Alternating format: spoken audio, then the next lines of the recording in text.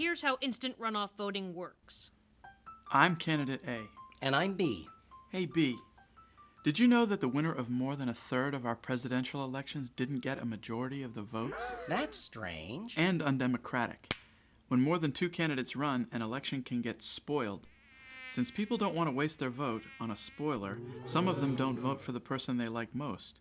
So the winner can actually wind up being someone who's strongly opposed by most voters. So basically, our voting system crashes when more than 2 candidates run. Right, and it happens all the time. Actually, more often in local and primary races than presidential elections. The problem is voting rules that allow the majority to split its support. You lost me there, eh? Let me show you what I mean. Let's say we're running against each other, and there are 15 voters. You get 8 votes, and I get 7. You have a majority. A fight to the death, and I win. But let's say someone who agrees with you on most issues joins the race. Uh-oh. Yep.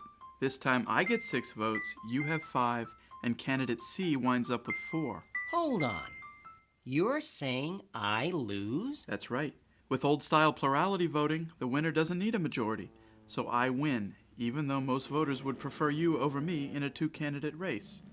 The majority split its vote once the 3rd candidate got in.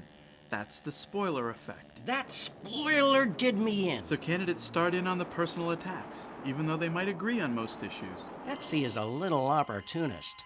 Too young to have any sense. But those kinds of attacks are a turnoff, and take the focus off real issues, and another reason to switch to IRV.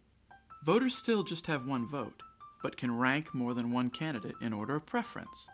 You use the rankings on the ballots to determine a winner, like a runoff election, but instantly. I'm liking this, eh?